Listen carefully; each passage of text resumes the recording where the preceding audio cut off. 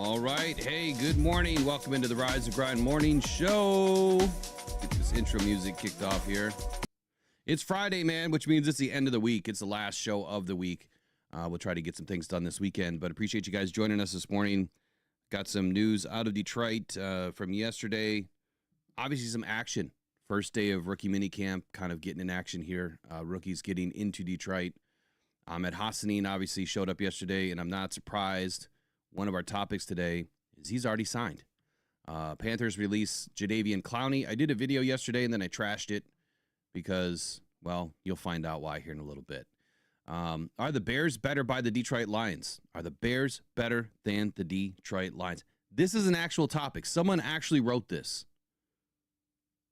I don't know why. We're going to cover it today because one of Riley's topics is also about a certain individual that the Bears brought in claiming to be better than Sam Laporta. All this stuff and more when we get back here in about 30 seconds. Yeah, 1 2 1 2. Hey yo, AC. 1 2 1 2. Mic check. Hey, can y'all hear me out there? Hey. Against all odds. Against all odds. Against all odds. All right, Riley. Good morning, man. Good morning, Will. How we doing today? I'm doing good. Got a crazy headache, but we're going to limp through the day, and we've got some good topics to share with the folks today, so I think we should just dive right into it. But anything you want to talk about or chat about before we get rolling? Man, just again, an awesome interview the other day that we did with Corey. I know you did some clips on that, and again, just encourage people to like those videos for us, help get that back out into the YouTube algorithm. But yeah, man, it's Friday. Let's rock and roll. Rookie minicamp, obviously getting started, and this is when, you're going to see a lot of the rookies that have already showed up, right? They've already gone to, their new employer for the most part, right? A lot of them, after they're drafted, tend to go in and do their press conference and meet and greet and all that stuff. But rookie minicamp is, it is the first opportunity that you're really getting a look at what the rookies are going to do. Like, what are they going to look like? And it's early, and I want everybody to understand that, if you don't already. It's early, right?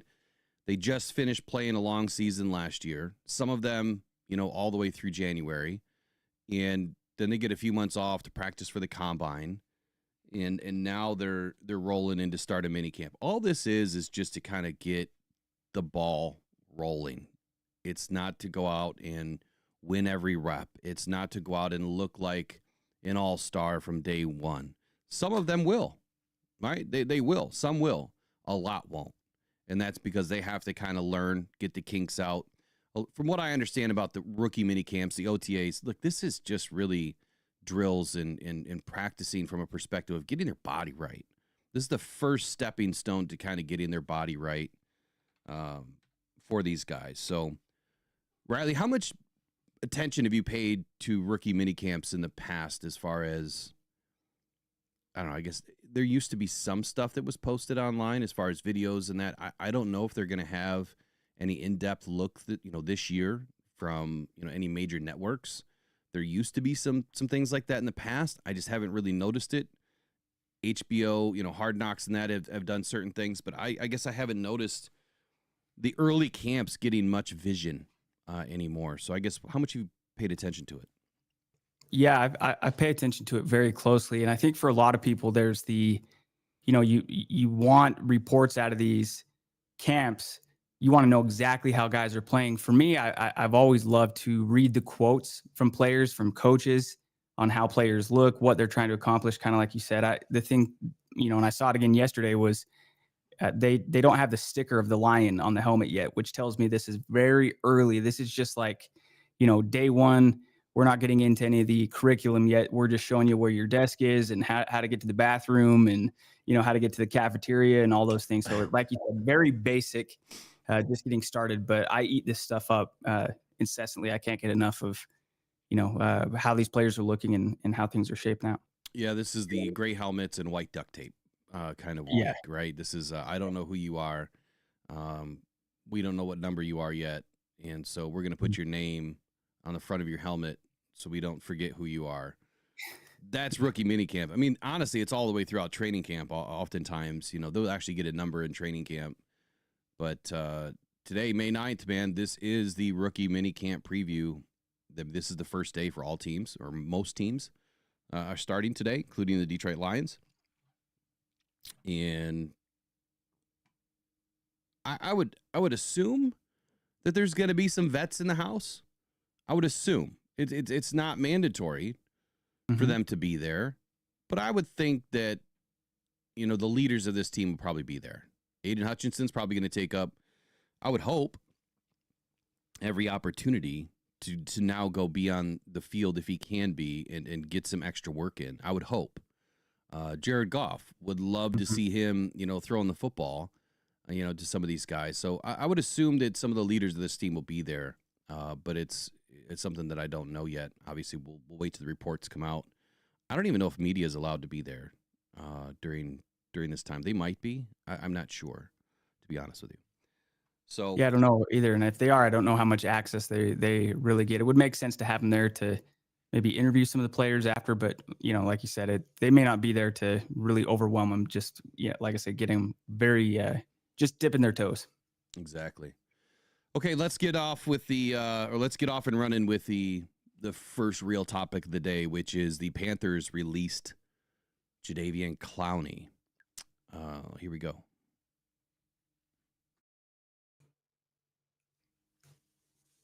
Well, just like my thumbnail said, and that was going to be the thumbnail, blame it on the alcohol. I think that everyone talking about Jadeveon Clowney are drunk. Yes, I said it. I think you all have wet brain. I'm not joking at this point. And I know that it's probably a sore subject to talk about, saying that you're all drunk, but what else are we?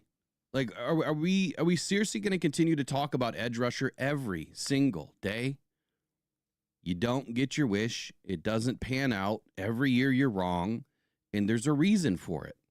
Either A, you don't understand the dynamics of football, or B, you don't understand football, period, or C, you're just not understanding where this team is right now.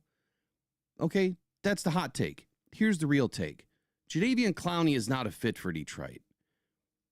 He's over 30 years old. You talk about Marcus Davenport being an injury risk. You talk about Marcus Davenport and, having all of these other issues. What about Jadeveon Clowney? Look how many injuries he's had, right? Look how many teams he's been through. There's a reason for that. Now, I'm not saying that he wouldn't be a cheap option for the Detroit Lions. Of course, he could end up being a cheaper option.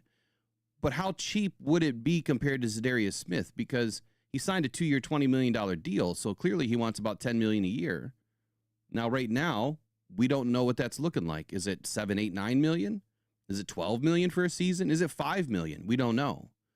But I would say if you're going to spend any money, that money is going to go to a player that you've already had on your team, which is Zadarius Smith. So this makes 0 sense. Let's get into what the article says. Carolina Panthers released Jadeveon Clowney. He was due around $8.53 million in salary this upcoming season, and only $2 million of that was guaranteed. What I didn't understand about this move is I believe, I think they saved a little bit of money, but it wasn't a whole lot. But anyway, this move frees up $7.78 million in cap space for Carolina. It just doesn't move the needle for me to move on from a guy. However, here's what I'm also going to say. They brought in Nick Scorton and Tuimolu, that they're going to depend on rookies to be better than Jadeveon Clowney. If they believe that those rookies are going to be better than Jadeveon Clowney, day 2 guys, what does that say about Jadeveon Clowney? Does that mean that he's going to come into Detroit and he's going to be better than what we already have? I don't think so. I think that it's a long shot at best that he would be better than anybody we already have on the team. The Panthers, they were upgrading, obviously, their defensive line this draft season. Nick Scorton, Texas A&M, a guy that you guys know that I was highly fond of, ended up in a good position because now he's going to have a chance to start. Princey Umanami, and it wasn't Tuimolo, from Ole Miss, was 2 of their first 3 selections in the 2025 NFL draft. Now, Clowney signed that 2-year, $20 million contract with Carolina. It was a bit of a homecoming in a way. He's from South Carolina, so he was up in North Carolina, so he was kind of close to home. Spent a couple of seasons there, but he had 14 starts 14 starts last season. Clowney had 46 combined tackles, 5.5 sacks, 11 quarterback hits, and 4 passes defensed. Is there not a player on the defense or on the Lions defensive line that can't get 5.5 sacks? If that's what you're worried about. If you're worried about sacks, and I keep hearing it from these same people, all they care about is sacks. Why would you bring Clowney in? If he only had 5.5 sacks, you want double-digit sacks, right? You want tier 1 next to Aiden Hutchinson. Am I correct in saying that? You want tier 1. Well, this is a tier 3. Tier 2, maybe. Tier 3. Clowney's old and abused, man. He's used and abused. He's been around the league. He's got a major injury risk. And clearly this wouldn't make any sense. He's not going to be a fit inside this locker room. Maybe you mature as you get older. Maybe. I mean, I see some people that don't mature at all, but maybe you mature as you get older, and you would understand that he may have an opportunity, but I would say it's not going to happen in Detroit. Riley, what do you think about this whole Clowney conversation? Clowney's a clown. Yeah, it's one of these things where at this point I look at it not like, oh man, a player's been released. Should the Lions go get him? There's kind of a point now where the Lions are in a position where they're not needing to chase every player that hits the market. There's kind of a point of they've put the bait down. We're a 15-2 team, back-to-back playoff appearances, reasonable expectations to compete for certainly the NFC North again this year, and then make another run at the Super Bowl. Jadeveon Clowney should want to play for the Lions. It would make sense that he would. And then, of course, if the price was right and he's willing to come in on a 1-year deal, sure. I think it's inevitable at this point that Zadarius Smith will be back on the team. And I do agree that I think that would be the smarter move. Just pay somebody that you've already had inside the building. And I think Clowney, I mean, he was a top pick, I believe, number 1 overall pick. Now he's 11 years in the league, I think 10, 11 years. So he's had a good career, but I just don't know that it's the shiny new toy thing. So it should be that Clowney should be saying, hey, Detroit, can I come play for you? Instead of Detroit saying like, oh God, we got to get him. He's the newest available pass rusher. We got to go get him. It happens all the time. And I get it, man. It's like clickbait city. There's specific channels. That's all they do is talk about edge rusher. Like, it doesn't make any sense. Can we have real conversations about a football team? Can we have real conversation about news? And, it just doesn't make any sense when we talk about the same position over and over and over and over. And for 5 drafts now, 5 off seasons, we've had the same result. Besides one draft in 2022, it's largely been the same result. This year, we took a guy in the 6th round. And again, I think that it speaks to, how I talk about roster roulette and the timing of when you want to add another top tier player to kind of backfill, what that roster is going to look like, right? I think that a lot of people this is going to take me off track, but I think a lot of people have forgotten or have not paid attention to what Brad Holmes has done. So I'm going to bring this up so I can look at it live here. Let me throw this out to you guys. And maybe it'll start to make sense. In 2021, our 1st round pick was Penei Sewell. So we go offensive trenches. 2022, it was Aiden Hutchinson and Jamison Williams. So we go defensive trenches, offensive weapon. All different positions. 2023, we go offensive weapon and Jahmyr Gibbs, then defensive in the 1st round with Jack Campbell. All different positions. 2024, we go Terry and Arnold in the 1st, defense. 2025, we go Tyleik Williams. Do you notice the theme there, Riley? Take a guess at what I'm going to say next. There is strategic moves that Brad Holmes is making. It's all over the place. It's not doubling down on one position. Kind of. There's no overlap. Kind of what you said, no doubling down. Yeah. There's no overlap. Hello? Brad Holmes has not selected the same position in the 1st round ever. And when you look at that, if you understand how football teams are built, he's doing this for a reason. He is putting a top-tier athlete at every position on the field. And then in the second round, that's where he's starting to try to double down and, back up these players with either good quality backup or a player that he feels could end up being a starter. And then in free agency, he does the same thing. He goes out and finds either another top-tier player that he feels is going to be a top-tier starter or that tier 2, tier 1 backup. Supplemental. Brad is a GD genius. I'm sorry. He's a genius at what he's doing. And so for all of the low IQ, all we need is edge rusher people. Take a lesson real quick out of Brad Holmes' book, because what he is doing is a masterclass at drafting. And just because you don't get who you want, all you do is continue to dribble and drab about the same position. And it's not just one individual. There's a lot of people that do this. They get on Brad Holmes. They, whether it's in the chats or whether it's on Twitter or whether it's on Facebook, all they do is talk crap about Brad Holmes and not taking an edge rusher and how we don't have a pass rush. Yet they haven't even looked at the fact he just put top tier positions all over the field. And he hasn't really missed. You can't say that Brad Holmes has really missed at all. So in this year's 2025 NFL rookie preview for the Detroit Lions, this is another master class for Brad Holmes. Riley, what are your thoughts? The other point that you make that's so, I think, since the draft, if that was the surefire way, that's the sure pathway to get to the Super Bowl, wouldn't the Browns have taken Abdul Carter? He was right there in their lap. Yep.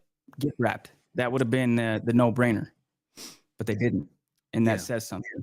Well, from a lawyer's perspective, that's called a slam dunk. Right? It's a slam dunk. You've got it all lined up. It's going to be a slam dunk. You're going to win this case. So the Browns are looking at Abdul Carter. That would have been a slam dunk. Why did they pivot? Well, they picked up some draft picks. Okay. They're building their future. I understand that. Maybe they also understand that they're not just one player away. And in adding, Abdul Carter would have been the right thing to do because, for instance, the right thing to do from this perspective. If Myles Garrett gets hurt, you still have a number one. Mm-hmm. But he's a rookie. The right thing to do from the real perspective, from my opinion, is you do what Brad Holmes is doing. You want to add picks. The trade that he made with Matthew Stafford, similar to the trade that the Browns did by trading back, adding some picks, adding to their future. It was the right way to do it. Doesn't mean that maybe next year they don't try to add another edge rusher if you get an opportunity to in the first round. I think that every GM would love to play Madden every day and say, I'm going to take these 2 tier 1s and these 2 tier 1s and these 2 tier 1s and stack the deck. But we have to remember there's only one draft. There's only 7 draft picks on average per team every year. It literally takes 4 drafts to build a complete team. And out of those 4 drafts, you only had 4 first-round picks. So how are you going to take 4 drafts and 4 free agencies and build an entire team in 4 seasons with first-round picks at every position? It's not possible. But Brad Holmes has added 1, 2, 3, 4, 5, 6, 7 in 5 drafts. Yeah. And you could even argue that, well, he added more than that because Sam Laporta, Brian Branch, Amon-Ra St. Brown, so that's Kirby 10. Joseph.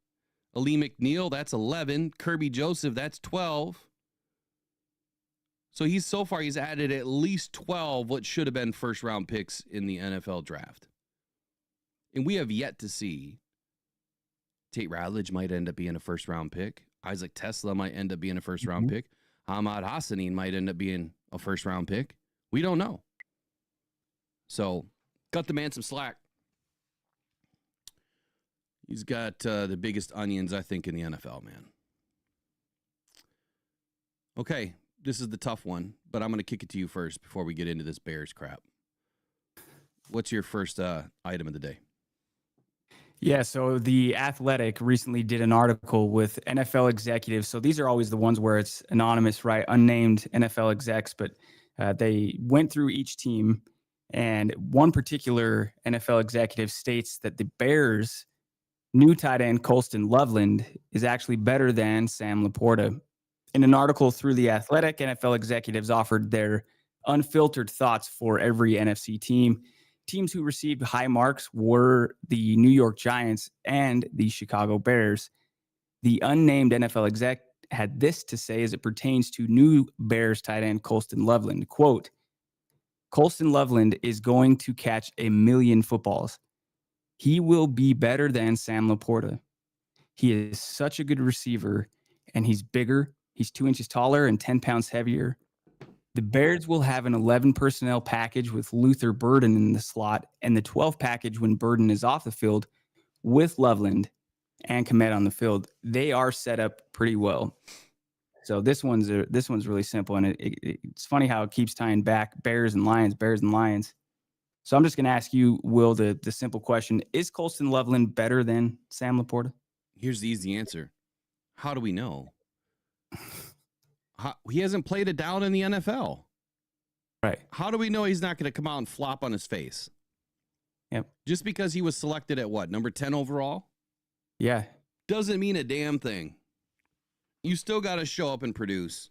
Let's see if he can go out and have the same season that Sam Laporta did or better in his rookie year. Exactly. That's it. And what's more likely? He may be a good player. I don't hate the guy just because he plays for the Bears, but it's more likely that he flops than he reproduces the rookie year that Sam Laporta had. That was so rare. Like, well, yeah, we've seen two really rare tight end rookie seasons: Brock Bowers and Sam Laporta. Mm-hmm. Like that's rarefied air.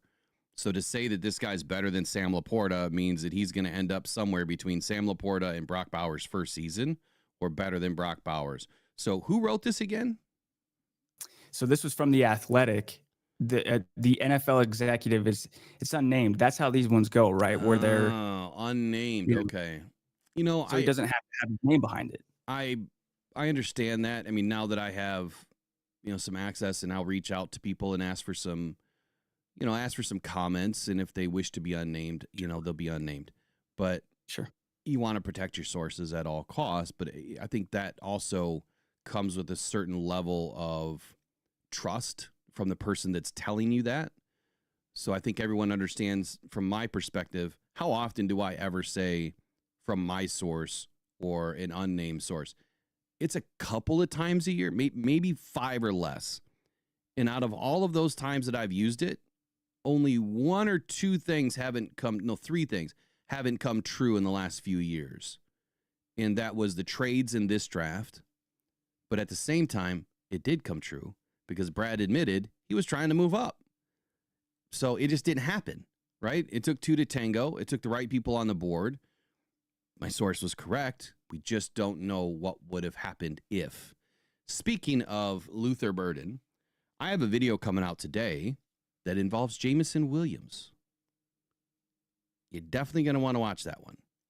I think a lot of people, from the things that I've seen already, have kind of taken this the wrong way.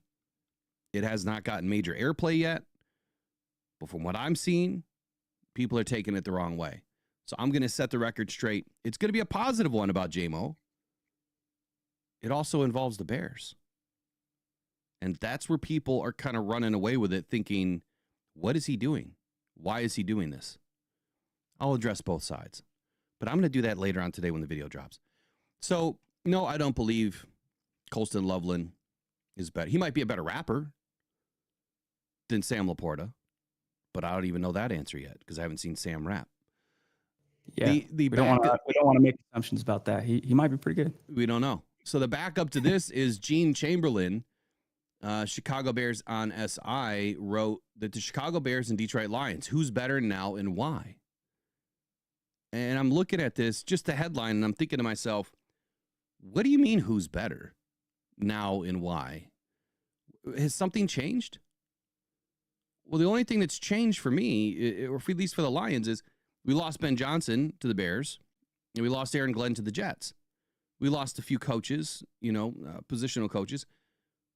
But then we filled that pipeline with as good or better, as experienced or more experienced coaches.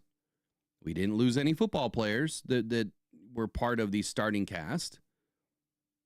If anything, we got better. So I don't know how you can write the fact that the Detroit rivalry is obviously intensified. I get that. With the Ben Johnson leaving, I understand that too. But then to go on to say that the massive losses of coaching staff members for the Lions could devastate the Lions and that the Bears are better. So let me just go through some of the key parts of this. And again, by Gene Chamberlain on SI. It says, one of the key matchups for telecast when the NFL schedule comes out next Wednesday will no doubt be the Bears and the Detroit Lions. It's going to be this way in both games between the NFC North rivals and will be for the foreseeable future because of Ben Johnson's departure from the Lions to the Bears. That end of the rivalry will be big for all coaches from the Bears staff who were in Detroit and for the fans, particularly in Detroit. But for players, most likely wouldn't let something like this affect them.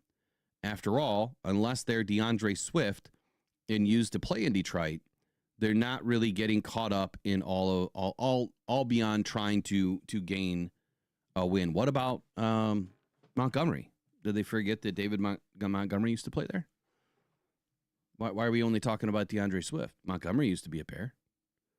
Okay, so for Johnson, and I don't know why that read so funny to me, but it did.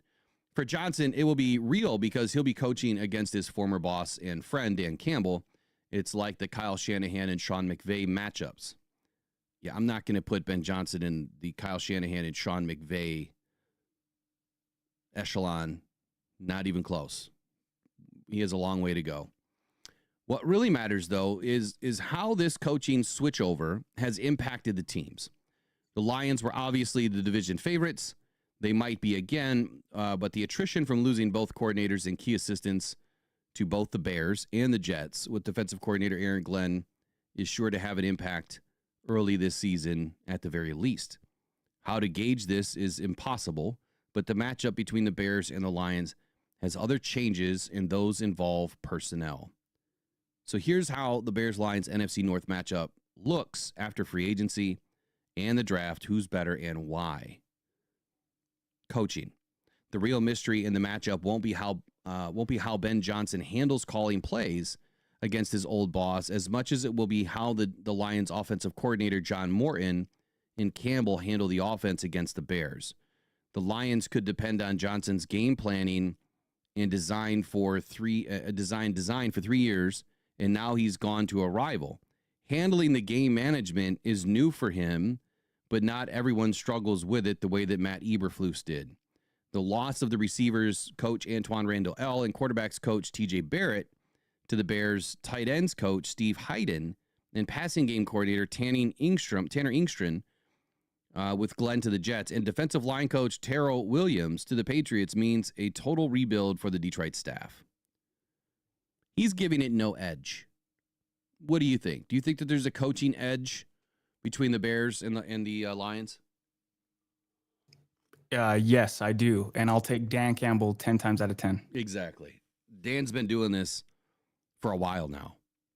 He's done it. Ben has had a seat next to him watching, but Dan has been doing it. Dan has been the one that is responsible for all these calls and everything that goes on. It's all on his shoulders. So I will go with experience 10 out of 10 times. So no edge, my ass. Edge Lions. Yeah, now that Campbell's got a coaching tree, are you telling me when Dan Campbell wakes up that Sunday morning, he does it every game day, but those 2 games against Chicago this year, are you telling me there's not a little extra something in his heartbeat? Are you telling me there's not a little? Dude, Dan Campbell's going to do everything he can to beat Ben Johnson. Like it's not personal, but it is personal. I'm going with Campbell. I agree with that. You know what? I hope Dan doesn't hold back as much as they are friends. And I understand that in the NFL, there's that unwritten rule of kind of the mercy rule. When you get to a certain point, you stop scoring, you run the ball.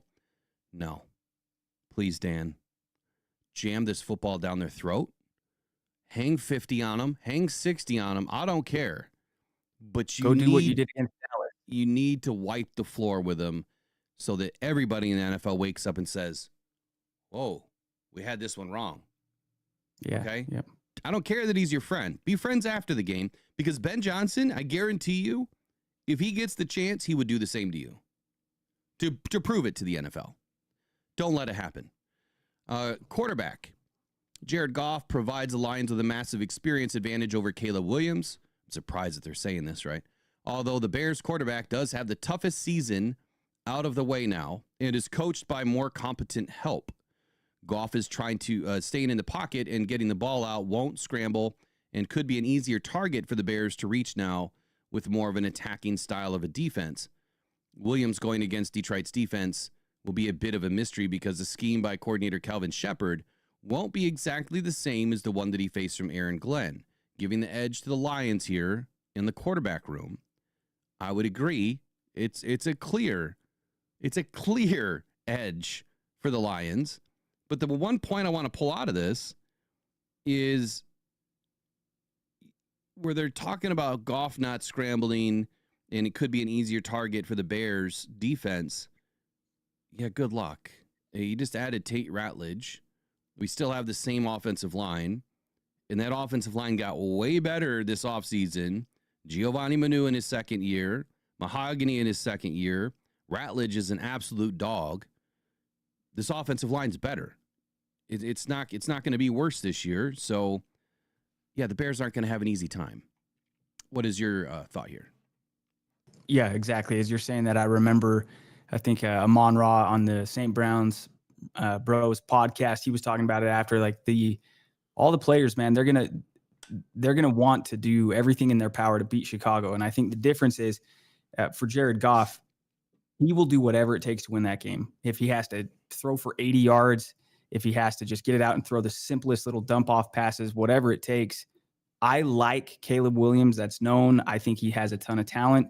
I do expect him to make a jump this year, but even in the best case scenario for Chicago, he's not having as good of a statistical year as Jared Goff is likely to have, or Jared Goff has had. Jared Goff has statistically been a top 5 quarterback. Caleb Williams still has a way to go there. So from a fan of Caleb Williams' game, give me Jared Goff.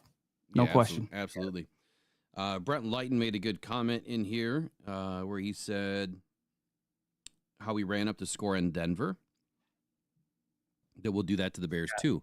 So you remember Sean Payton was Dan Campbell's mentor. I mean, that was the guy that he learned just about everything from.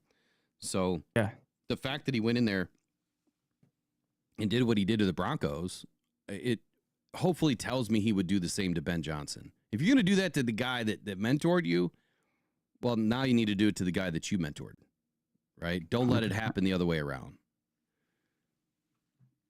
100%. Yep. They do what they went and did against Dallas last year. And funny enough, I remember you were saying that during the offseason leading into the year last year, going back and listening to the videos where you said pedal down, like don't leave it up in the air at all. Go dominate in Dallas. That's exactly what they did last year. Yeah, foot on the gas, man. Foot on the throat. Don't let up. Do not let up, because when you let up in the third quarter, which we've seen from the Lions before, they lose. Or the game gets extremely tight, and then people start to scramble, and then injuries start to happen because guys are more worried about what's going on with the scoreboard as opposed to playing football. So pedal down, foot to throat, keep the gas pressed, win the football game. Here we go. Attila the Hun says there's too much tape on Ben Johnson. He would have had to switch it up this season anyway. Offense needed a fresh voice and vision, or it was going to regress. I agree with you. I think that we could start to see some of that with Ben Johnson, that it was starting to be too replicatable. I think that's a very good point. There's another good one in here. Jay Cruzen says, I bet Dan knows Ben's weaknesses. Don't know if Ben knows Dan's. That's a good point, too. I like that. What else we got going on in here? If you could try to pay attention to some of the comments. I'm trying to do it for my phone today. I'm down to 2 screens today. So next up was running backs. The single best advantage the Lions will have this game will be David Montgomery and Jahmyr Gibbs carrying the ball in the running attack. The Bears can't match this, and their minor change at the position is unlikely to elevate the attack to where Gibbs and Montgomery have the Lions. Obviously, this is an edge to the Lions. The Bears don't have a prayer. No prayer in the world is going to save them from David Montgomery and Jahmyr Gibbs. Yeah, easy advantage for the Lions. So I think it's 3-0 for the Lions so far. According to them, it's 2-1. According to them, it's 2-1. Then we got wide receivers. This one blows my mind. The Lions made a depth add in the third round receiver of Isaac Tesla, but beyond that, Jameson Williams and Tim Patrick have the outside speed and outside size factors to complement slot receiver Amon-Ra St. Brown. Still, a similar balancing factor can be found with the Bears receivers, as each of the three, DJ Moore, Rome Odunze, and rookie slot Luther Burden, brings a different type of skill set and also excellent speed. The backups are similar here, although the Bears probably have more speed in Olamide Zaccheaus and Devin Duvernay than the Lions do with Khalif Raymond and Isaac Tesla. The real difference in receiver cores is the world-class speed Jameson Williams has over the Bears receivers. No edge. No edge is what they're saying. So, number one, Khalif Raymond is darn near just as fast as J-Mo and Gibbs. He's that fast. So to say that there's not much of a difference with Khalif Raymond versus Olamide, you're wrong. DJ Moore, Rome Odunze. Look, DJ Moore didn't have like the greatest season last year. He hasn't played the best football over the last couple years. Let's take a quick peek. But I'm going to say this. We have a number 3, number 2, number 4, number 5, whatever you want to call them. Amon-Ra St. Brown, as the best overall in the league. He's a top 5. So DJ Moore had less than 1,000 yards last year. Before that, in 23, he did about 1,350, 1,360. And so last year was the first year with Caleb Williams. So he had a better year in 23. I don't even remember who the quarterback was in 23 with the Bears. Fields. Oh, it was Fields. There we go. So in 24, he had a worse season with Caleb Williams, which should have been better. So that doesn't give me a whole lot of hope that they're going to be better. Amon-Ra St. Brown clearly tops the class here. Jameson Williams, we know what he can be. As long as he keeps his head in the game, we know that J-Mo should rise incredibly this year and be at least a top 20 receiver in the entire league this year, if not more, if not better. And then we add, everyone else we brought in. Isaac Tesla, look, he's going to be sneaky good. We just don't know what his position's going to be. And when you talk about receivers, you can't forget about, and I know you don't want to add in receivers to tight ends and vice versa, but you can't forget about the passing threat that Sam Laporte has already proven to be, right? So definitely got to be an edge here for the Lions. I'm not going to go no edge. I think that there is an edge. So there's no comparison here between DJ Moore and, I guess you could say DJ Moore is better than Tim Patrick. You could say that Amon-Ra St. Brown is better than Rome Odunze. That's a wash. You got a rookie in Luther Burden versus J-Mo. There's no match. There's no way. Edge Lions. Yeah. DJ Moore, I think, is an underrated player for sure. I think he's very good, but there were games where he would have like one catch, 14 yards. And yeah, I just think you've got to go with the people that have proven it before. Best case scenario, Rome probably makes a jump this year. DJ Moore probably has a better statistical production season this year than last, because you're banking on Caleb Williams progressing. But even still, best case scenario, if Rome Odunze and DJ Moore have a great season next year, then they're putting up the same stats that St. Brown and J-Mo put up last year. But yeah, Exactly. overall package, Lions. I don't know, man. There's this whole thing. I saw Vikings fans doing it yesterday, not to get off on a tangent, but somebody had the Lions duo of St. Brown and Jamo rated ahead of Jefferson and Addison. I can see the argument there because Justin Jefferson is that good, but it's like, do people not realize how good Amon-Ra St. Brown is? Do they not realize how good Jamison Williams is? I don't feel like they do. I think a lot of what you see, though, is unfortunately is a lot of clickbait. So there's people on social media that obviously want to make money on social media. So they go out there and they just put out the most outlandish bull crap, right? Knowing what they're putting out is outlandish. Like, to even compare, Amon-Ra St. Brown to somebody else in the league that hasn't done anything. Now, you could put Amon-Ra St. Brown and Justin Jefferson in the same class, and then you would just make an argument, yeah, Justin Jefferson's faster. But when it comes down to brass tacks and stats, they're about the same. Amon-Ra St. Brown can be a little bit better at times, and so can Justin Jefferson. But when you're the only target on a team, which Justin Jefferson primarily was, TJ Hawkinson's been out of the game for a while, well, that didn't happen in Detroit. Goff spread that ball around like a bag of candy. So imagine if Amon-Ra was targeted even 10% more. Right. And where would those stats go? And see, the people that can't think deeper will never realize that Amon-Ra St. Brown is barely scratching the surface of what he can do. Mm-hmm. Offensive line, I'm not even going to go through this. Lions. Defensive line. Okay, you could make some arguments for this one, but I'm not going to even go through this one. Lions. Linebackers. This one I could give the Bears. Let's talk it out. Detroit linebackers Jack Campbell, Alex Anzalone lack athletic ability and speed. What? What are we talking about here? Have we not seen Alex with his hair on fire running sideline to sideline, crushing your quarterback, Caleb Williams, last year? You don't remember that play? Chasing him down all the way down the sideline? He doesn't lack speed at all. Jack Campbell definitely doesn't lack speed. I think he was a 999 RAS score. How does he lack speed? It depends on how you play, right? I can care less about your 40. I don't care about your 3-cone. I don't care about your shuttle. I care about what the GPS says when you're on the field and how you play on the field. It's totally different.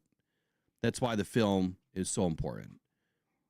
Okay, so they say they lack speed of the Bears, Tremaine Edmonds and TJ Edwards. Although Campbell is a destructive open field tackler, it's difficult to believe that the Lions couldn't have improved on Anzalone in the draft or free agency.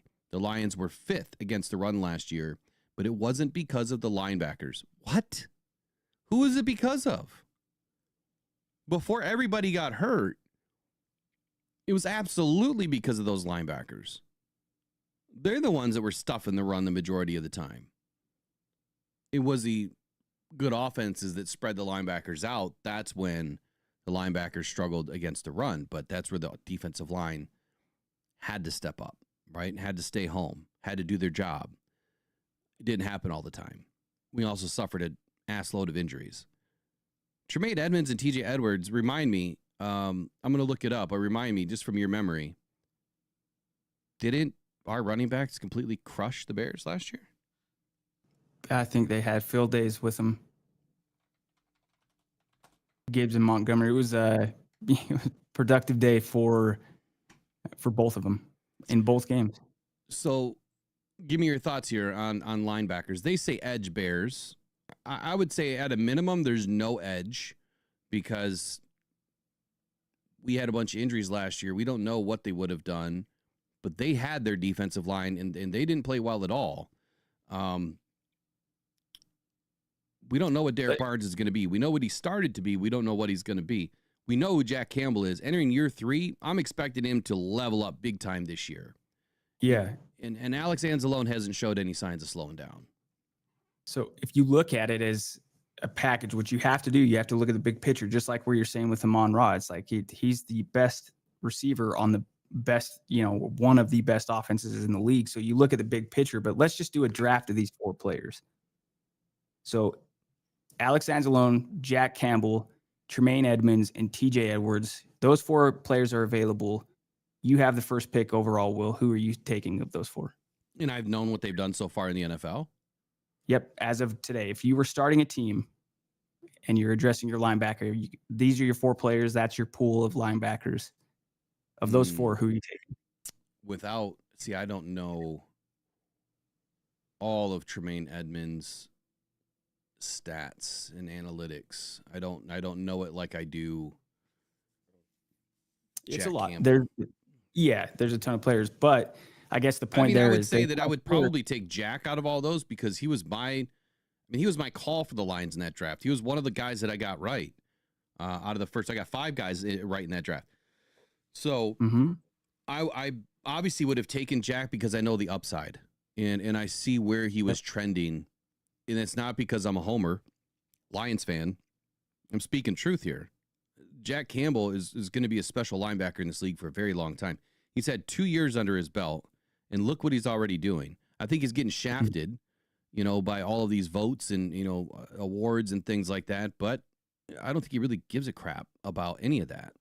So watch him in year 3, and you'll see exactly who he was supposed to be and why he was taken in year 1 and why why he was taken in the first round and why Brad Holmes made sure to have the 5th round or the 5th year option on him. So I would have taken Jack Campbell, and then between Alex Anzalone and the rest, again, not because I'm a homer, but I'm just watching who Alex Anzalone is as a leader, who he is on the field, the way he's able to direct and be a captain, and his play style. He's completely all about the team, and the dude is completely on fire all day, every day. And then he's just a really gentle, cool human being at home. So you'll love everything about him. He's one of my favorite players all time for the Detroit Lions, but I wouldn't do anything different. I remember you were at Ford Field. You sent me a video of when Anzalone was coming out of the tunnel.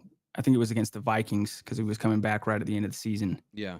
And, there's all these injuries. Anybody would have been nice, but the team, the fan base, like it wasn't just that we were getting a player back. It was that they were getting that player back specifically. So of these 4 players, man, like I think you said, at very least, it's probably a no edge. But if you're looking at those 4, and I don't feel like I'm underestimating, I know that Tremaine Edmonds and TJ Edwards are really good players.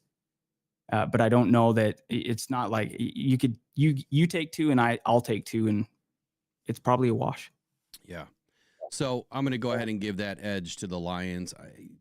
I'm not going to put contracts into the mess here, but yeah, I think the Bears way overpaid on those guys, and I think the Lions are doing it right by drafting players. I think they drafted one of them, whether it was Edmonds or Edwards. I don't remember which one. It must have been Edwards that they drafted. I could be wrong there, but I can find that out real quick. So I was asking about Jahmyr Gibbs in the games against the Bears last year, and the reason why I was saying, well, who had the better game against the run? Well, clearly it was the Lions, and then it was the Lions' offense. So in the what game was this? Man, it had to probably be the November game. It was the November 28th game. Jahmyr Gibbs and David Montgomery combined for 175 yards on the ground. The Lions as a whole put up 194 yards against the Bears. In the December game, the Lions, Jahmyr Gibbs put up 109, and David Montgomery was out for that game because he was injured. But Gibbs still put up 100 yards, and overall we put up 146. Their rushing attack put up 59 yards. And in the game in November, their rushing attack put up, God, was it that bad they didn't even list it? So Montgomery didn't play at Chicago last year? No, he was injured. Okay. At least according to the stats. So thinking back at the timeline, I know the home game was at Thanksgiving. Yeah, and the away game was in December. So I think that's where he had the MCL or PCL, the knee, whatever it was. So Caleb Williams and DeAndre Swift combined for 78 yards. So neither one of those games were they able to even break 80 yards combined. But their running backs couldn't even break 40 yards. So what does that tell you about our linebackers? Because they're primarily responsible to shut down that run. They're the second level, if you will. And if they're not able to even get 40 yards of rushing on the ground, what does that tell you? Secondary, absolutely. I'm going to say that there could be an edge to the Bears here simply because of who they had, but he had a bad year last year. The Lions brought in DJ Reed, and Terrion Arnold's entering his second season. You know, when we spoke with Terrion Arnold at the draft, I told him, I said, man, I think that you're going to have an incredible second year. And I flat out told him, I said, you know, you had a lot of ticky-tacky stuff that they were calling. He says, oh, yeah. You know, oh, yeah. Like, he agreed 100% that he was getting a bunch of ticky-tacky stuff. And he said, man, look, for first 4 games, I think I had like 8 penalties. The last, 13 games or whatever, I didn't have any. Whatever it was, or he had a couple. So, yeah, he was getting picked on early, and then it got shut down. So I'm expecting Terrion Arnold to walk in to be who he was at the end of the season, not who he was as a rookie at the beginning of the season. It's all going to slow down for him. He's going to be a star in this league. Brad Holmes hit this one out of the park. So I'm going to give the edge to the Lions here. I think that what we did in the offseason, Kirby Joseph, Brian Branch, are you serious right now? How are you going to even say that the Bears have any sort of an edge here? Because that's what they're saying. Let me read it. Like with the Vikings, the Lions do possess a few formidable parts for coverage with safeties Kirby Joseph and Brian Branch. But cornerbacks, Terrion Arnold and Amik Robertson, have yet to put up stronger seasons. And DJ Reed is coming over from the Jets. His system fit is questionable. Are you serious right now? How is his system fit questionable? He's a man corner. The Bears have the best secondary in the division as long as they have safety Jaquan Brisker healthy, but that's a big if. And you still gave the edge to the Bears? You had the dynamic duo of the Brian Branch and Kirby Joseph, 2 of the highest rated PFF safeties in the league last year. Kirby Joseph leads the league in interceptions. And Terrion Arnold played stellar football the last 8 games of the year as a rookie. And DJ Reed is marketably one of the best corners in the league. And Amik Robertson has what to prove? He absolutely proved who he was last year, especially when we lost Carlton Davis. He stepped in and shut down Justin Jefferson exactly the way I predicted it would happen. So no, you're drunk, just like the Lions fans that want an edge rusher. What do you think? Yeah, that's a good throwback call to that. I'll never forget that, the show you did with Thor leading into that week, and you must have been texting or something with Aaron Glenn, because it was the exact game plan they employed. And then, but I think, man, you just do the draft. Take their secondary and the Lions secondary. The first 2 picks are Lions players. Mm-hmm. And then as you go through it, again, it's just, I don't know. I think I'm trying not to be biased, right? And just saying, oh, Lions. But okay, take their jerseys off and just give me the pool of the names of the players. You're taking mostly Lions players there. And you expect Terrion Arnold to improve this year. DJ Reed to come in and exactly like you said, fill his role, fulfill his end of the bargain on the contract they signed him to. Why would Kirby Joseph regress? Why would Brian Branch regress? I think that the Lions have an elite secondary. 1,000%. And you used the right word, man. It is elite. And I just don't know of another secondary right now that is as good as what the Lions have. I mean, I'm sorry. I've just got to continue to give this all to Brad Holmes. And that's why I get so peeved, if you will, at the rhetoric and the crap that gets thrown in Brad Holmes' lap. And I'm not a lap dog, right? I'm not going to sit here and just eat everything up and be a homer. I think you guys know that by now. I'm the more realistic, raw, real, authentic type of an individual that is going to give you my takes the way that I feel, the way that I see, and I try to do it from a place of factual basis, right? And doing a little bit of research or a lot of research, depending on the subject, before I say anything. This is a simple just reaction to this article. I didn't read it. I'm reading it for the first time. I like to do that because I want to give you the real raw of how I feel. I honestly can't say how this individual even wrote Edge Bears secondary when I just said what I said about what we did last year. It's all facts, all truth. who do they have in their secondary that is honestly better than what the Lions have? And the question is more so multiple players, because you need multiple players to be better than what the Lions have, not just one. Do we have an answer? Do you have any sort of an answer? For me personally, no. I mean, even if you look at their contracts, I don't even know who they did just sign. Who's the DB that they just signed? But if you're looking at what their secondary is getting paid, so their strong safety is Jaquan Brisker. The free safety is Kevin Byard. Now he's halfway good, and then their right corner is Tyreek Stevenson. I do like him. I mean, I wish the Lions would have pulled him when they had the opportunity. But then again, who would we have lost, right? They do have Jalen Johnson. Jalen Johnson did not have the greatest of seasons last year. I think he got banged up last year too, if I'm not mistaken.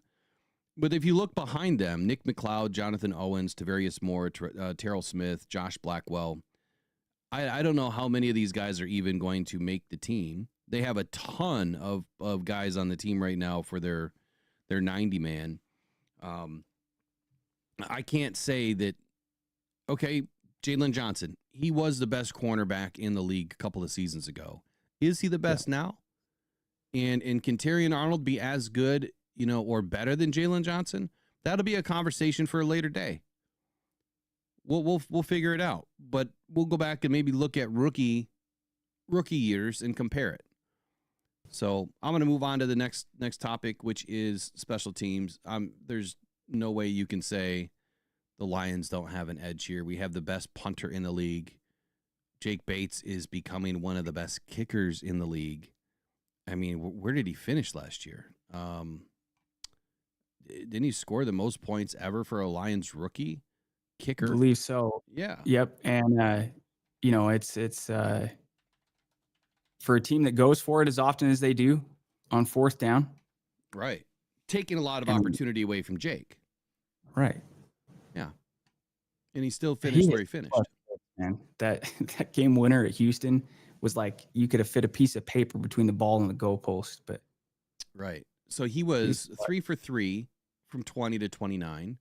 He was 10 of 10 at 30 to 39 yards. He only missed one between 40 and 49. And he was 75% at 50 plus. 75%. I don't think that there's another guy in the league that kicked 8 field goals, 50 plus, and nailed 75%. His overall field goal percentage of the year was just shy of 90%. It was 89.7. He was 26 of 29. As a rookie, the only thing he did wrong last year is you can't miss extra points, and he missed 3 of them. You cannot miss extra points. I understand that if it's outside and it's icy and there's weather, I get it. But we didn't have that problem last year. So you can't miss extra points. He'll clean that part up, I'm sure, this season. Overall, man, look, I couldn't even find an edge for the Bears in any of this. I think that we had a no edge maybe once out of this whole exercise. But there ain't no damn way the Bears are better than the Lions. It's FTB all day, especially on Sundays. I think so, man. I think it's, and I thought the Bears were going to be better last year than they ended up being. I might get burned again because I do think that they're going to make an improvement, but it's just kind of this, oh man, Ben Johnson's coming over and he's got his tight end now and he's going to use Duvernay the way he used Khalif Raymond. He's going to use, and okay, it's you're getting out of one car and getting into another, and you're just trying to tell me that just because it's a different car, you're going to go faster. That's a hell of a bar to clear to match what the Lions are doing. And then wanted to give a shout out to Cake Man 1218. He's been a member now for 8 months. So shout out to you.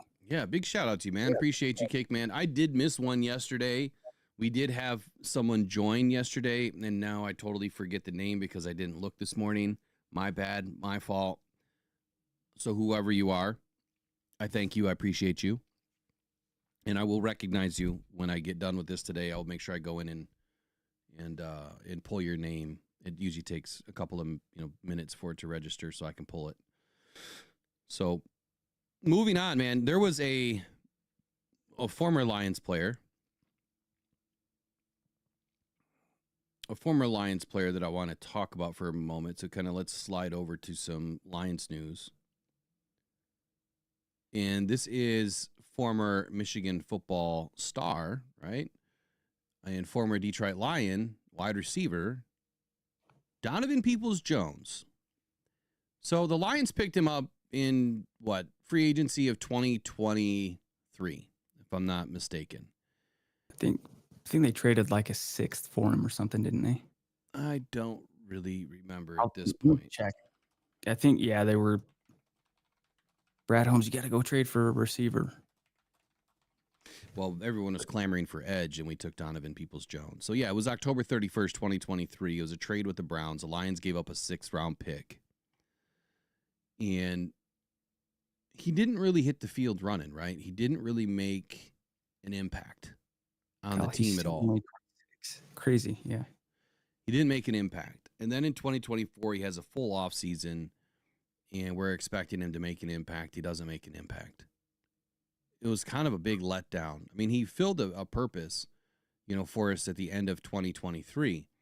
But in 2024, I mean, this guy was supposed to be able to have a full offseason with Jared, learn the offense, and insert himself. He has not been the same for a few seasons now, where he had a couple of, one really good year with the Browns. And then the story was, well, the Browns, when they kept losing Deshaun Watson, they started to hand the ball off, which meant that Donovan Peoples-Jones wasn't getting the opportunities. But when he did get the opportunities, because everyone was injured, look what he did. He put up like over 800 some odd yards in, the last half of the season. I think that was 2021, if I'm not mistaken. But this story is not about him, and it's not about him coming back to Detroit. It's about Donovan Peoples-Jones sharing a message yesterday, revealing that he's had a major life update. And so my question is, how involved were the Lions in this? Because we never heard word one about it. And we know how the Detroit Lions are, all about their football players. And all about doing what's right by their football players. All about doing the right thing by their football player. Getting them help when they need help. And on May 6th, he says, as of today, I am officially 2 years sober from alcohol. Kind of strange to say, but it's the truth. My question is, was he struggling going through this situation when he was with the Lions? And if so, how much were the Lions involved in helping him? And I would just want to give the kudos back to the Lions for not giving up on him, because they kept him around. They kept him employed, and they kept giving him opportunities. We'll never know what they knew, what they were involved in, but my heart of hearts tells me that the Lions did right by Donovan Peoples-Jones. So congratulations to him. I think that that's amazing. It's one day at a time, like he says, and just keep moving forward, man. Whether you had a problem or you didn't have a problem, being sober from anything takes a lot of willpower. I myself, many years ago, about 3 now, I decided that I wasn't going to, I used to smoke. I didn't want to smoke. I wanted to make better life choices. This is way before cancer hit. And drinking alcohol, very few and far between will I ever have a drink. It's never had a problem, right? Didn't see anything as ever a problem. I just didn't want to poison my body.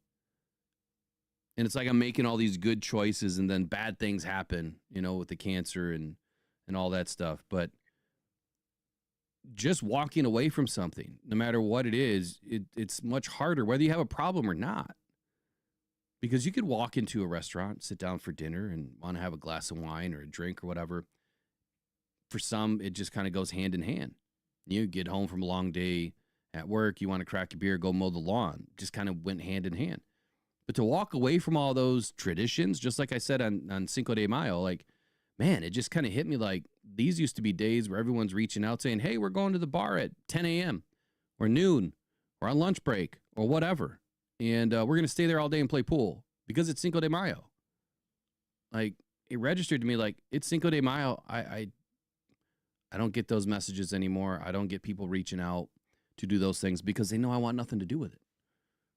So congratulations to him and walking away from whatever he had to walk away from.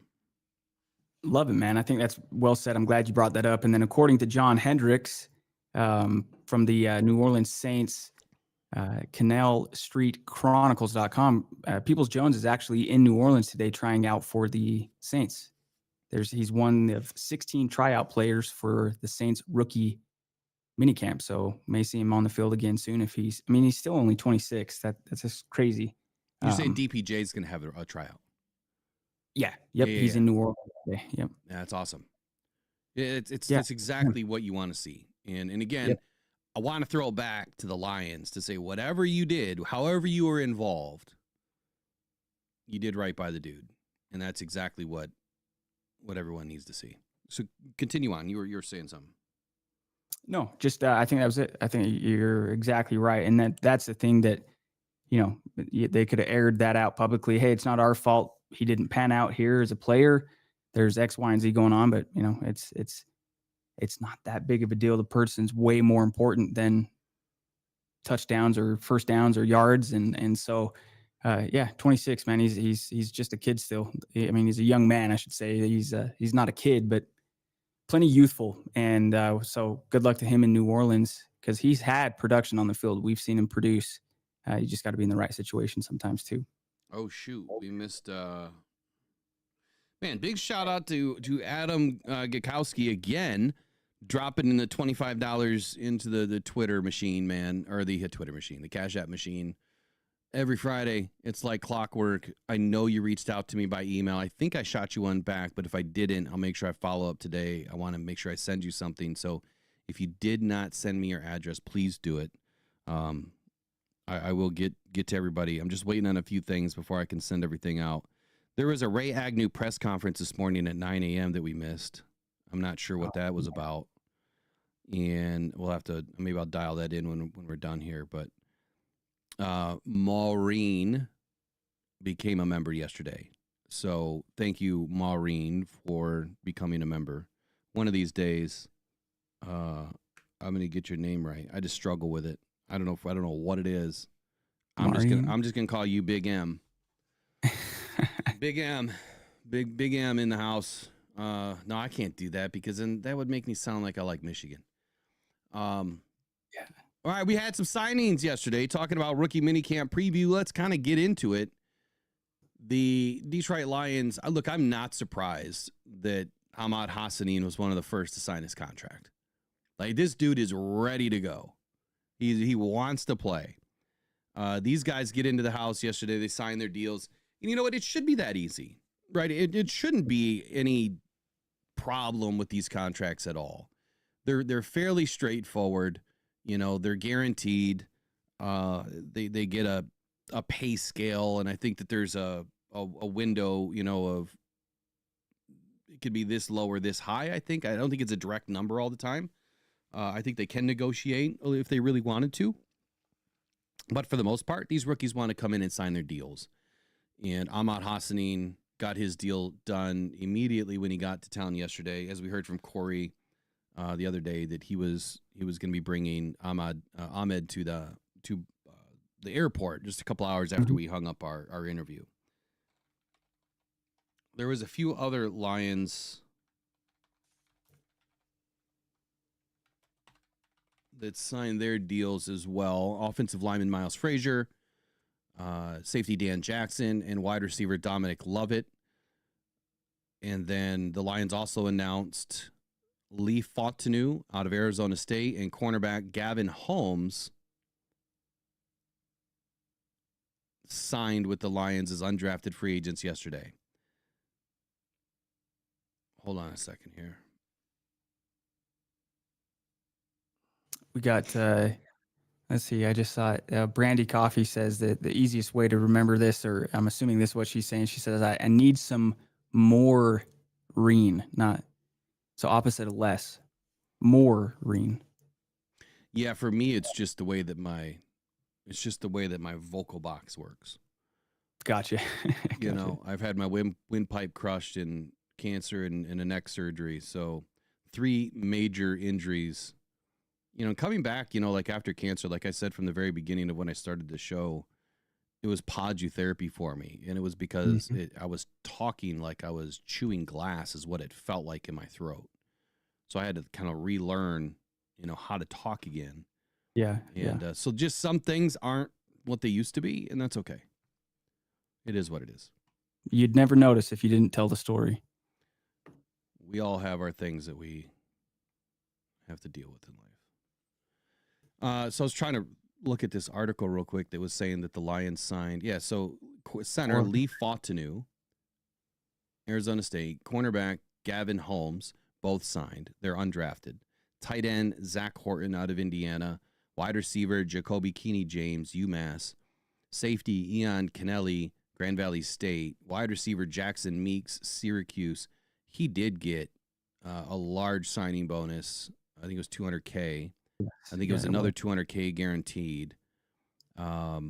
Guard Mason Miller, North Dakota State. Tight end Caden Prieskorn, Ole Miss. Running back Kai Robichaud, who is my dark horse. I can't wait to see how this guy performs. You like that guy. I do. You like, and then also Anthony Tyus III out of Ohio. Those guys have not signed yet. So kind of interesting that those guys have not signed yet, but I'm sure they will.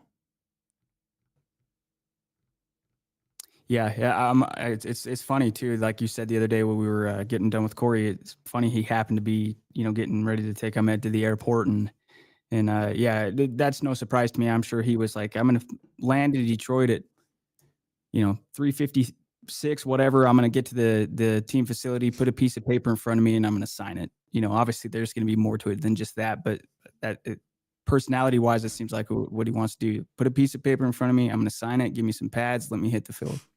Exactly. You know, that's how easy it should be. And for a guy like Ahmed, man, he just wants to hit the field.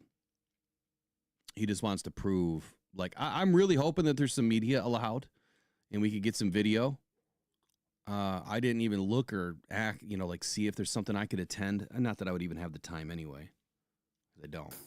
But all right, so I want to review this Lions preview here, rookie preview. How will the Lions be using Isaac Tesla? Now, you also had a storyline today on Isaac Tesla and some information. There was some information about Isaac Tesla, the intel, right? Mm-hmm. Let's get into the intel. Right after I say this, it may not have been my favorite pick, according to who wrote this, Jeremy Reisman. He says, this might not have been my favorite pick, but Detroit's aggressive move to select Tesla at the top of the 3rd round was certainly their most fascinating move of the draft weekend. I can't wait to see how this works out. The Lions have big plans. We know that. And I think that Isaac Tesla is going to fit in to whatever these plans are. However they utilize him this year, I think is going to be a mix between Tim Patrick, Sam Laporta, and Amon-Ra St. Brown. He kind of has a blend of all 3. He's got the height, weight, speed of all of them mixed together. He has the catching power, if you will, of Amon-Ra St. Brown and Sam Laporta. Both guys catch the balls like, it's incredible how they catch the ball. He has the wherewithal and the presence and the awareness going across the middle of who's around him like Amon-Ra St. Brown does. He knifes like Sam Laporta does. Tim Patrick, another sure-handed guy, doesn't drop balls. So it's a nice blend. Like he's a blend of all of these guys. And yeah, he runs a 4.43 or 4.40. He can move. So it'd be interesting to see how they utilize him. But he's going to fit, I think, right in right away. But let's walk into this intel real quick. Explain to me what's going on here. Yeah, ESPN provided some intel on Detroit's move and Tesla's rise in its annual post coming out of the draft. One of the key takeaways is connected to Tesla continuing to make the most of his chances. Now, this is an article from Benjamin Raven of MLive. ESPN pointed to Tesla scrambling to get an invite to the Hula Bowl, which then led to the all-important invite to the Senior Bowl as vital factors. The Michigan native then did himself more favors at the scouting combine, ran a 4.43 second 40-yard dash, and added a 39.5-inch vertical jump to his profile. Had Tesla not gotten that Hula Bowl invite, his draft positioning would have looked far different per the report. But once teams started to see him up close, they scheduled interviews with him and did their research on why he didn't get the ball at Arkansas. Brad Holmes says it wasn't because of attitude or work ethic issues. His personality shined in the process. Became his favorite prospect. He says it's not the best receiver in the draft, but Brad Holmes said that he was my favorite receiver in the draft. Brad Holmes said we also hadn't even started scouting. Let's see, sorry, one sec here. He said we hadn't even started watching his film before seeing him at the Senior Bowl in Mobile. But then the Lions general manager saw Tesla in action, how he was in the running game, his effort in blocking, and the receiver's size. That's when the love affair and interest really took off. Holmes says he was just being a pest. He was pissing off the defensive backs and the defenders. And obviously, it just made me want to completely watch the tape. And you see a guy that's just big, long, smooth strider, can accelerate, can run. He's a hands catcher, can play special teams, can block. So, as you said too, Will, he can do a lot of different things. So, that getting the Hulu Bowl, and then obviously over to the Senior Bowl, that was the path that put some light on Tesla. And Brad Holmes fell in love with him and did what he needed to do to make him a Detroit Lion. So I guess to extrapolate a little bit more on this, there was also the report that he had pre-draft visits with the New Orleans Saints, Buffalo Bills, Denver Broncos. I think there was a few more. But pick 70 is important for a reason. My dog just jumped. It's important for a reason. So what's that? He's a Tesla guy, I guess. Yeah, no, he's struggling, man. He's old. So I think that these teams and where the Lions moved up to was very important because these teams were hot on Tesla, according to the information. And I'm going to assume, I don't know this for a fact, the information that Brad is probably getting from some of the other teams about how they felt about Tesla. Now, what's interesting is this. When you go back and look at what the Saints did at 71 and the Bills did at 72, you would say, okay, well, they went defensive tackle. Why? Or I think one or both of them went defensive tackle. I'll verify. That maybe wouldn't blend with why Brad had to move up to 70. Okay. Well, with Brad taking Tesla at 70, now maybe their draft boards change.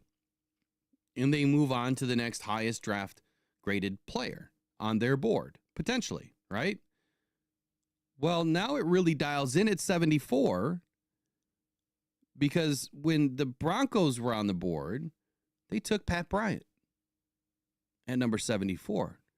Now, what is so intriguing about Pat Bryant is he is almost identical in height and in size and that to Tesla. So they were looking for an X style of receiver.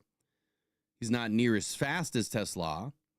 And I don't think his overall ability is as good as what Tesla is. He has more production than what Tesla does.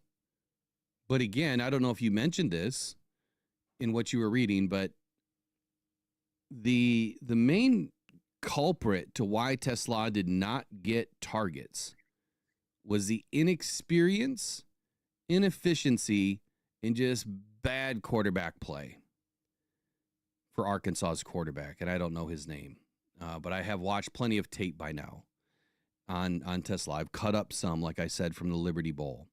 And you'll see that when he does dial in Tesla, he can make a good throw. But more often than not, this guy just wanted to tuck and run.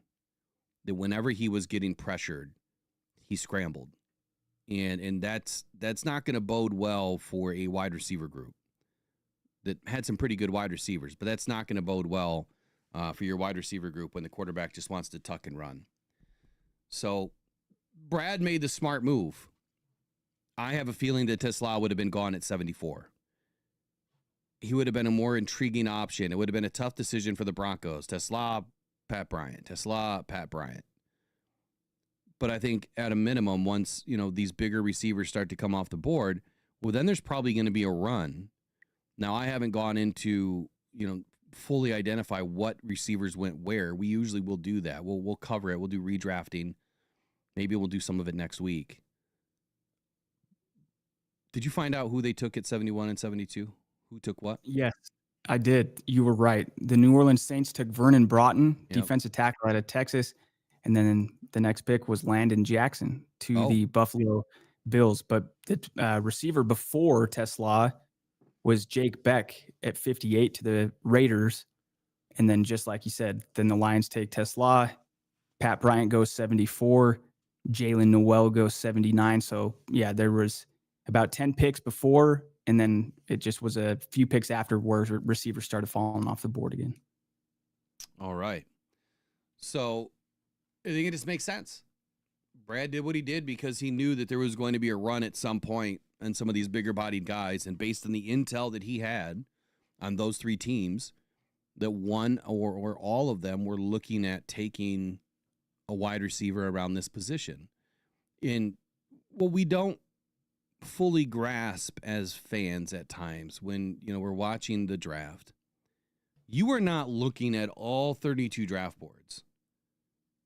And what I mean by that is what I've heard from some teams, what I understand about some teams, what they do is they will mock a board for each team based on where they believe their needs are, a needs assessment, and where they think that those players are going to end up. Now, obviously, trades screw all that up.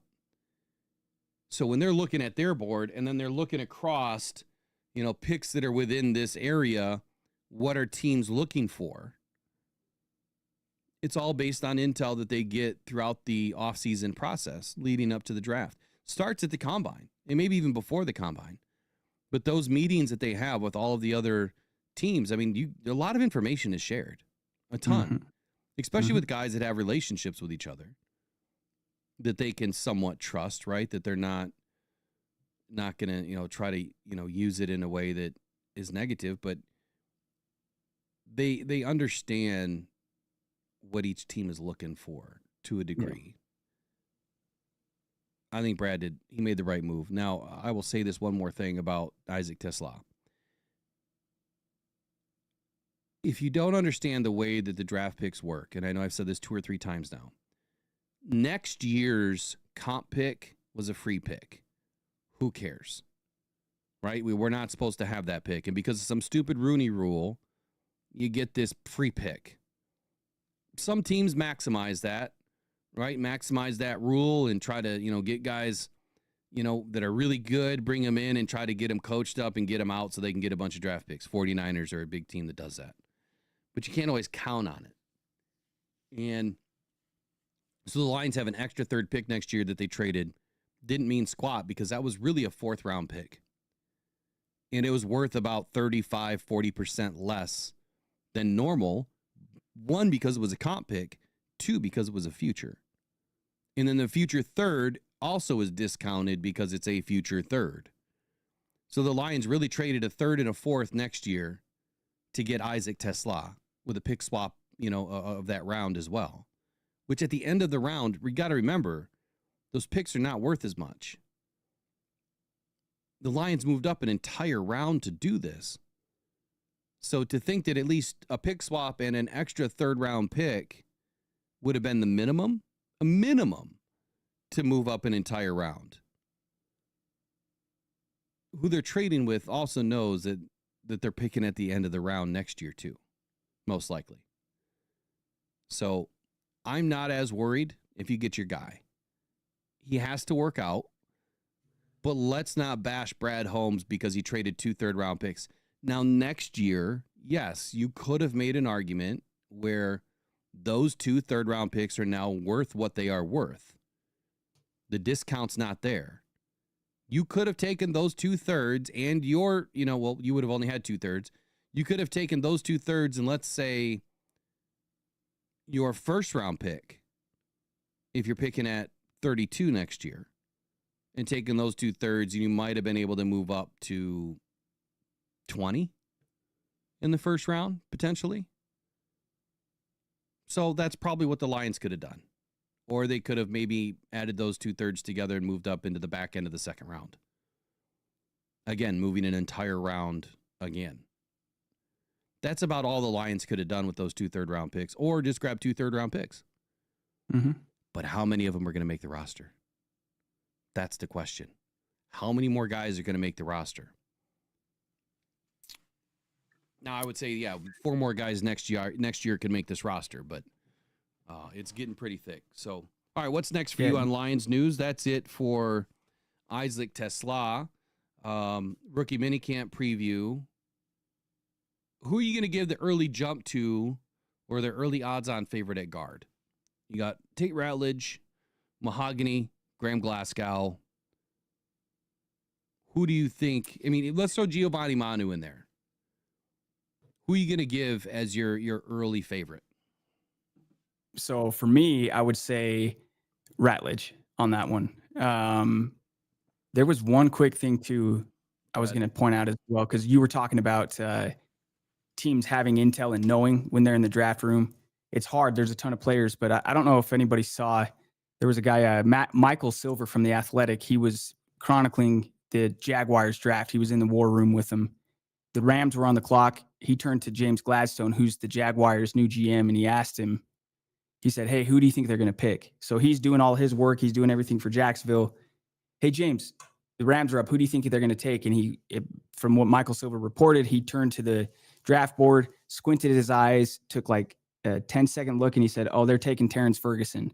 And then the next pick was Terrence Ferguson. So I think it's exactly what you're saying, Will. It's not hard to, surmise that people in the room know. You may not know who a team's trading up for, but, obviously Gladstone's the prominent role of a GM, but guys are mixed and have relationships, and they have a pretty good feel for things.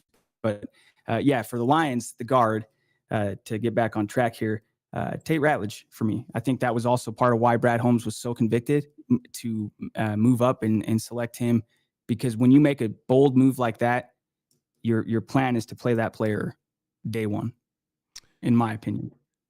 Yes and no. I mean, you could look at it from 2 perspectives, I think, or maybe multiple perspectives. I think that you're looking at, we need depth. We need injury insurance. And then these guys have to learn to be able to crack the roster. They'll be on the 53, yes, but will they make the starting roster? So yesterday, Eric and I went through that exercise of kind of picking our 53-man roster early. For right now, obviously we'll see what happens throughout training camp and all that's upcoming. But, I kept Taylor Decker, Graham Glasgow, Frank Ragnow, Christian Mahogany, Penei Sewell. Obviously there's no way I would go other than that. Dan Skipper, Tate Ratledge, Giovanni Manu, Miles Frazier. Well, I forgot to throw in that. So that's who I kept. Miles Frazier, Tate Ratledge, Christian Mahogany, and Graham Glasgow are the 4 starting or backup guards, and Giovanni Manu would be a 5th option. Now, he's been training with Taylor Decker this offseason.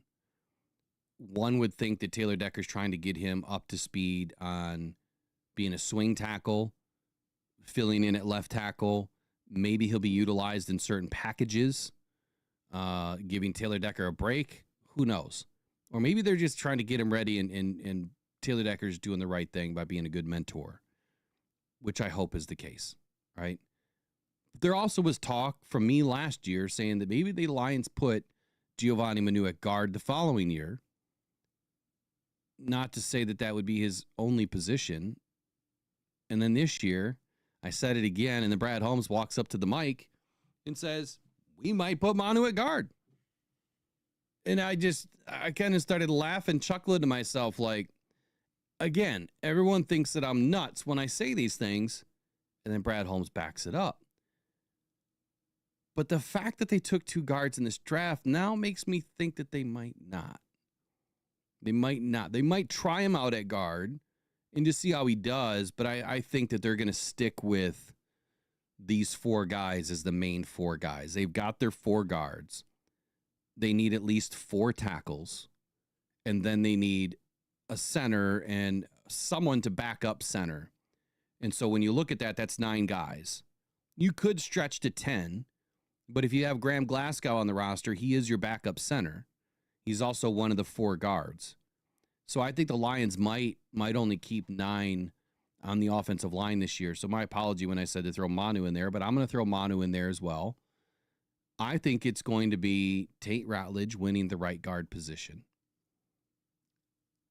As of right now, I think that they would probably go with experience, and Graham Glasgow hopefully wins the left guard position. He did not play well there last year. But I think putting Tate Ratledge to left guard would be a mistake.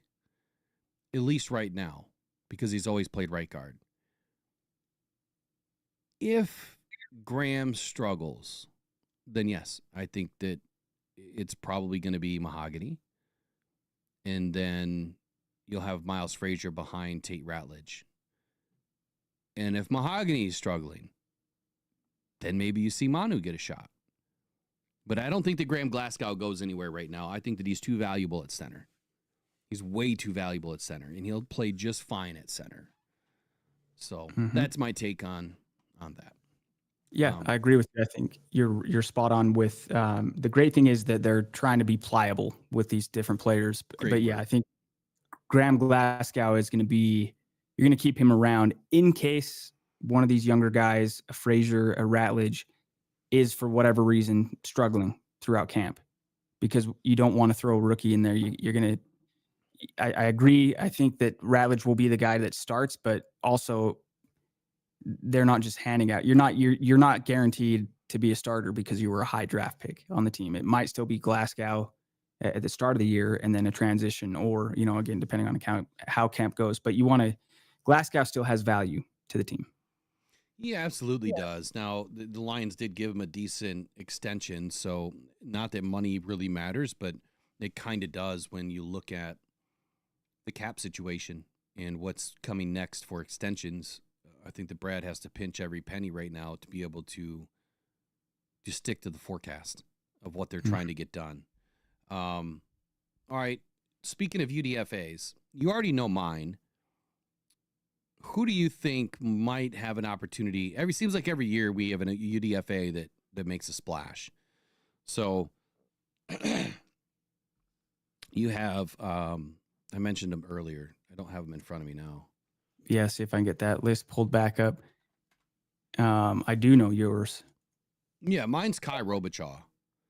And that's going to be a really hard road for him because of the fact that we have 4 outstanding running backs already. But you have tight end Caden Prieskorn, offensive lineman Mason Miller, North Dakota State, 6'7", All-American, first team All-Missouri Valley Football Conference, right tackle.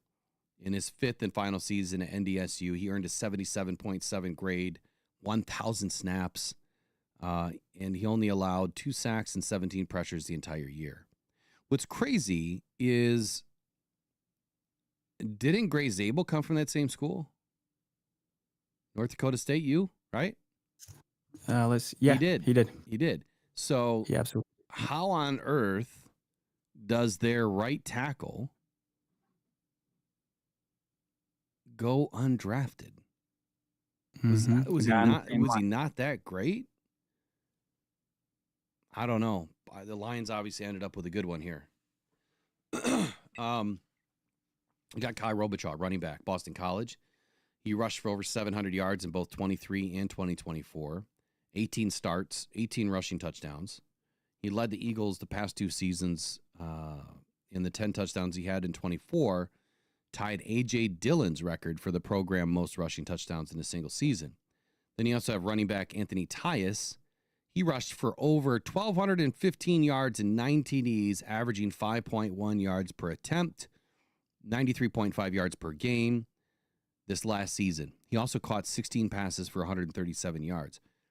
He's also one that I would generally say I would love to see work out. I just think that Robichaud has a bigger presence with his body style. Then you have wide receiver Jacoby Keeney James, UMass, runs a 4.37. He's 6'1", 200 pounds, 839 receiving yards and 6 touchdowns, 50 receptions last season, all team highs. Then you have tight end fullback Zach Horton out of Indiana. He had started his career at James Madison, transferred to Indiana. He caught 21 passes, 181 yards, and 4 TDs this past season. I do not want a fullback on this team, period. I want an extra position to play fullback, like tight end, Manu, somebody. Then you have safety Ian Kennelly, Grand Valley State. He recorded 64 tackles, picked off 3 passes, 3 pass breakups in 2024, earning first-team conference honors. He left GVSU with 8 interceptions and 19 pass breakups in 49 career games. That is a hell of a stat right there. That was a hell of a stat.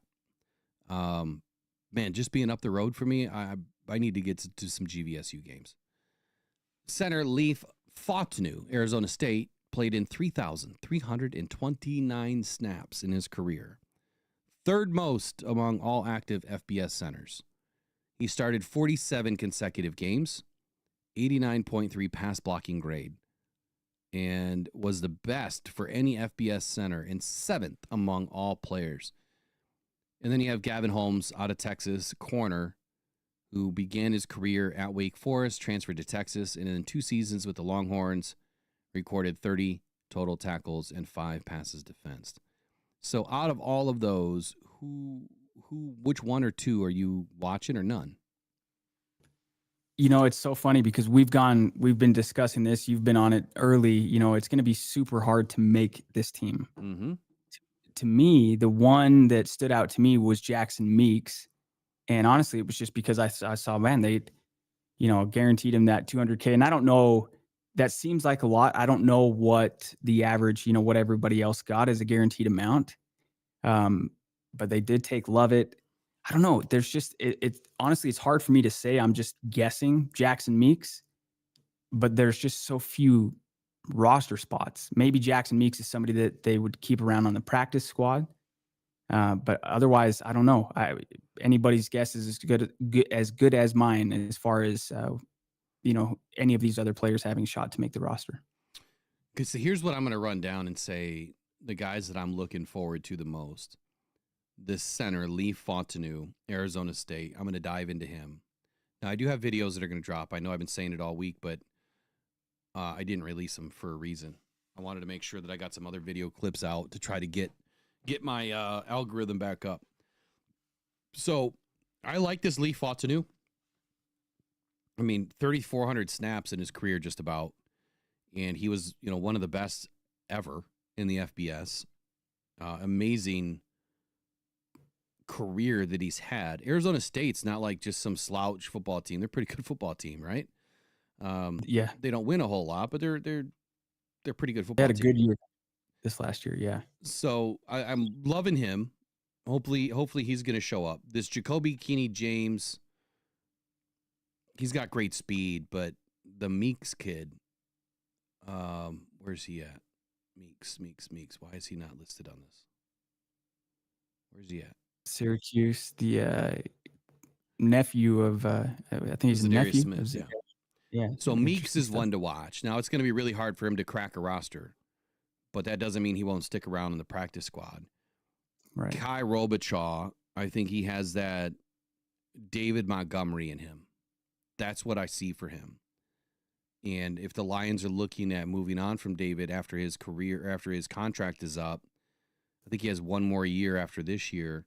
So you have to look to putting a guy in the pipeline, keep Kai, on the practice squad if you can. And if you can protect him.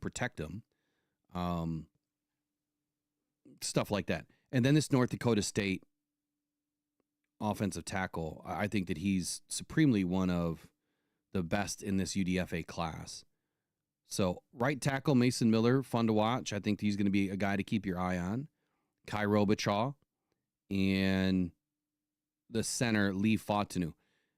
Now, putting 2 more offensive linemen into the mix, at least in the practice squad, would be a smart move. But if these guys turn out to be fairly decent, at least as a backup, well, 1, they're going to be extremely inexpensive for right now. But 2, you can start to groom these guys. And you could have a 10th offensive lineman. From what I've outlined, you need 4 as guard, 4 as tackle, and at least 1 backup as center, or 1 center. That's 9. And if you have one of your guys that can be center as well, you only need 9. You don't need to go to 10. So it'd be interesting to see what the Lions do. All right, my voice is about gone, so let's kind of wrap it up today. That is your, limited glimpse look at the rookie mini camp. Well, I guess there's 2 more names we have to talk about. Have to. Ahmed Hassanin. I think that he's going to be the best story. I would have loved to have had Hard Knocks in training camp this year for the Lions. Please have it happen. I don't know if they've already announced what they're doing, but someone's got to get those guys in just for Ahmed's personality. How is he going to show up? Are we going to be overhyped because of everything surrounding him? Or is he going to hit the ground running, with a little bit of shock and awe and just get after it? What do you think?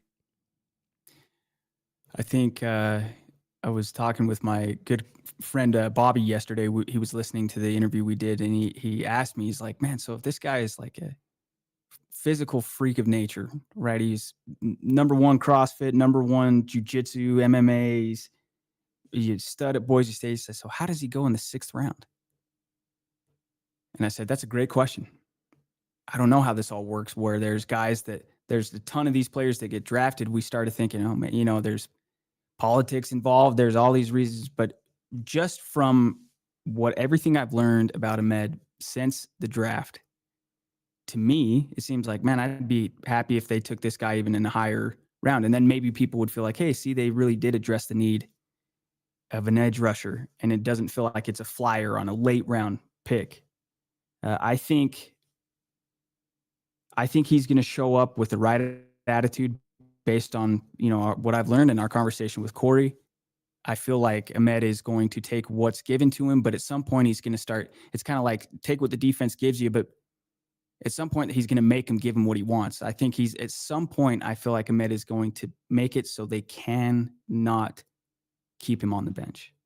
I think he's going to find his way onto the field. And I think that there's going to be value that surpasses a 6th round pick out of his production.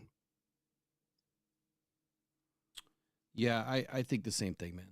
I think it's going to be tough to keep this guy off the field. I think that his motor is just going to keep him driving forward. I think that, he's been through so much in his life that he's turned every what would be impossible roads for people to cross into opportunities. And a guy like that just is not going to give up. And I think that it's going to be, fun to watch his journey. Now, again, I'm not saying that he's going to pop off and become, a starter on day 1. He's going to have to earn all of that, and to like Corey's message, he's going to have to earn the trust of the coaches. Mm-hmm. And I think that he'll do just that eventually. Let's not overhype him too much. I think the hype is how fun he is. I think he's going to be a good football player. He's got some really good football players in front of him and some extremely good football players to learn from. I don't think you're going to have any question about his character. I don't think you're going to have any question about his drive. I don't think you're going to have any question about like who he is. Leadership, I think that he's going to develop into becoming a really good leader. But at the same time, I think he's also going to learn how to kind of keep his head down, not attract too much attention, and just get to work. I'm sure that his mentors have told him that. It's polarizing of an individual as you are. Head down, go to work. Mm-hmm. And then as you make it, open up a little bit, right? And you don't want to go in and rub people wrong either, and I don't think he's ever going to do that at all. And then how Yep. about Tyreek Williams? So he's one of the most explosive defensive tackles that I've seen in a long time, but especially out of this draft class. His first step is undeniable. The way that he anchors on double teams, you don't see that very often.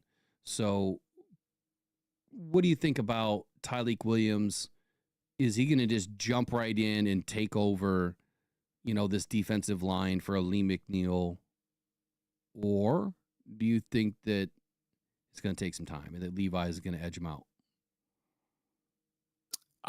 My opinion is I think he's going to be a starter day one.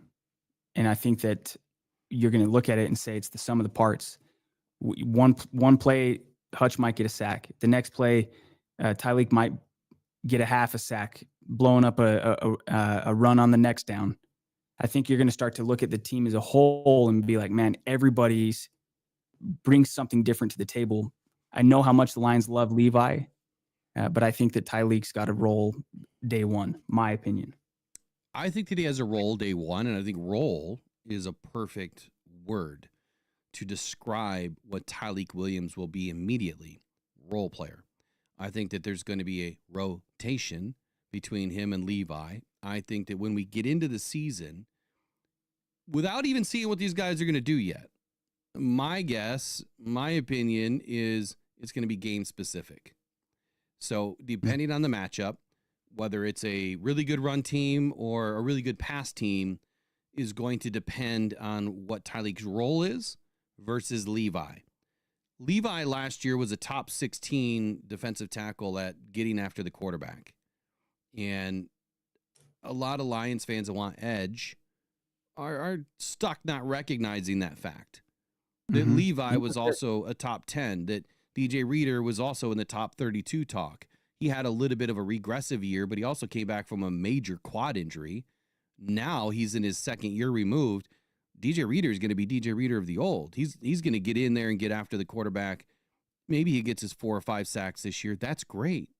Yeah, you take it. But now you have a guy next to him in Tyreek that is explosive, that can stuff the run, and he's known to be able to split the seam and get after the quarterback. So I think he's going to carve out a role, like you said, and I think it's going to be rotational at the very least. He'll probably get 50, 60% of the snaps with Levi and Pascal if he comes inside.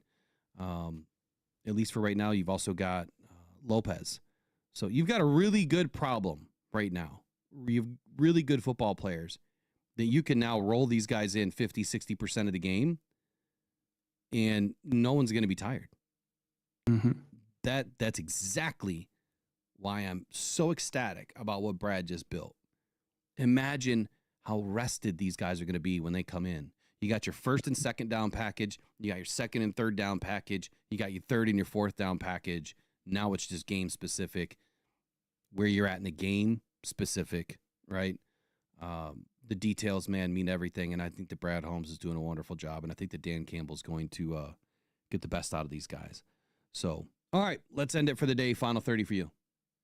Yeah, man, I'm just another great week of shows. Again, appreciate everybody joining in, and please do hit the like for us, especially on those videos, the snippets that Will has posted on the interview with Corey. That helps get the show out to people. It helps a great deal, and we appreciate all the support.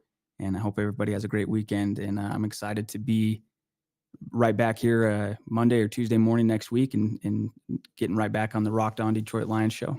Yeah, so for the foreseeable future, Eric has business stuff he has to attend to as planned. So he'll be off, I believe, on Wednesdays and Fridays. So we'll be doing, if Riley's available, he'll be in.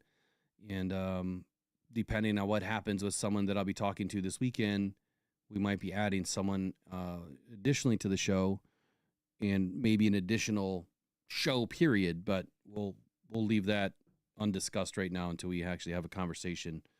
Look, I'm excited. It's the football season all over again. It's rookie minicamp, and this is the year that I do want more.